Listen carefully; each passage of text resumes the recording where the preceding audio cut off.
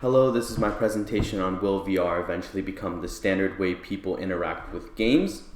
Originally, I had a template for Netflix for my presentation, but the intro video wasn't working. I will show you guys what it's like right here. Everyone should know what that intro looks like. But to start us off here, I am a part of the week 3 group, so I had week 3 set up here. And then I'm doing this solo, but if I obviously had a partner, I'd put them under the accounts, but for now it's just my name, Brandon Newman. To start us off, what is VR? VR is an abbreviation for virtual reality.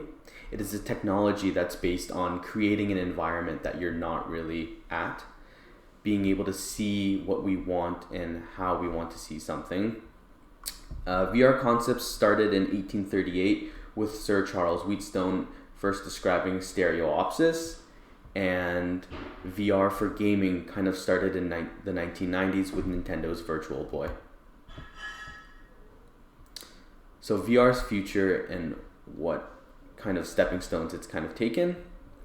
VR has showed what they can do for the gaming community with the many games that we already have.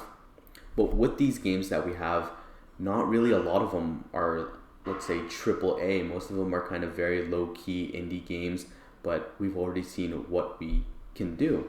With AAA games like Half-Life Alyx or Superhot, we can see just how far VR can be taken as is right now.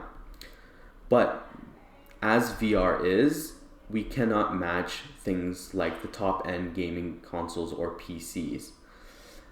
Immersion will eventually be able to take over rather than just our eyes. We'll be able to see a lot more. We'll be able to do a lot more with VR because we're only at its tipping point. PC and consoles can really only ever upgrade their graphics. Of course, there's performance and stuff like that, but what it comes down to is people want to see what kind of graphics PC and consoles can take. While VR, we're still at our kind of starting point with just our eyes. Of course, there's vibration haptics, but that doesn't really show us the full scope of what immersion on field can really be for VR. So with this tech, we can go so much further than what a PC or console can go, but we're just getting started. So with VR's current, we have grossed a good amount of money to show potential. Games like The Walking Dead, Saints and Sinners, they came up with 29 million on their first year, and it showed a lot more immersion and a lot better feel than any other game that was out at the time.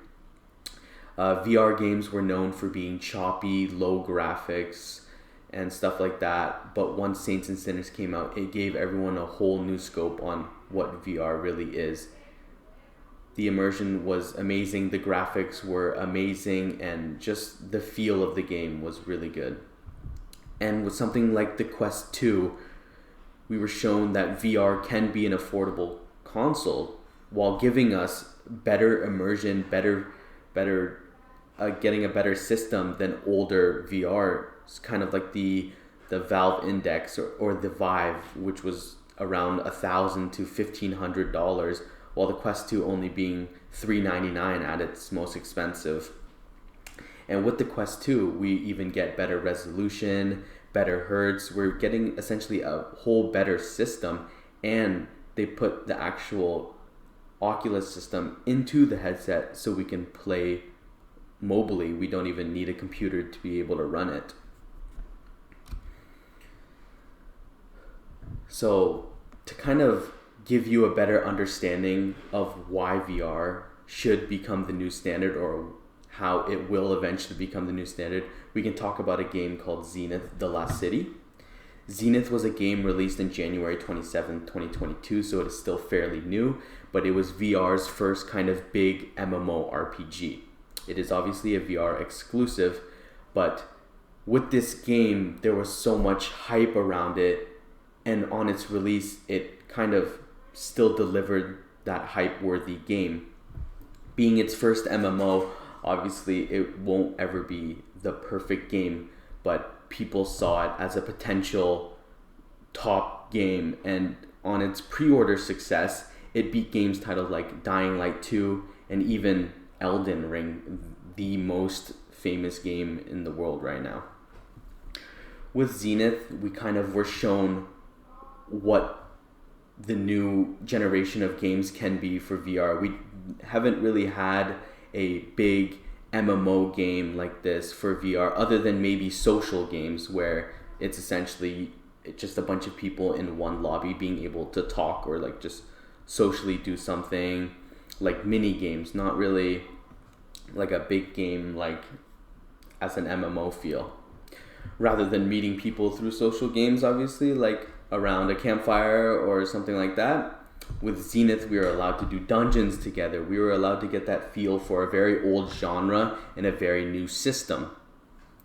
We're shown that it's not just limited to our consoles and PCs now. We can actually do this through our body, through our hands, and see it through our eyes.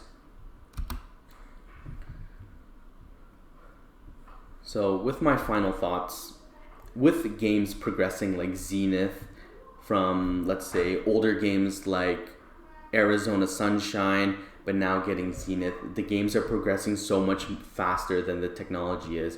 So with companies like Facebook, Metaverse, and Vive and stuff like that, everyone will want to upgrade their technology, give us a better system to keep up with the games that we're getting. And like I said, graphics are only getting better on PC and console, but with VR, we're going to get so much more. We're going to get better immersion with our full bodies. We're going to get better technology for our eyes to see clearer.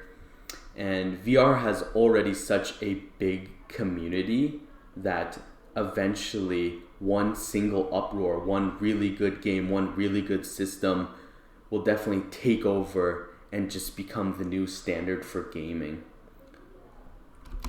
And of course, that is the end of my presentation, and thank you for listening. There's my citations, and thank you very much.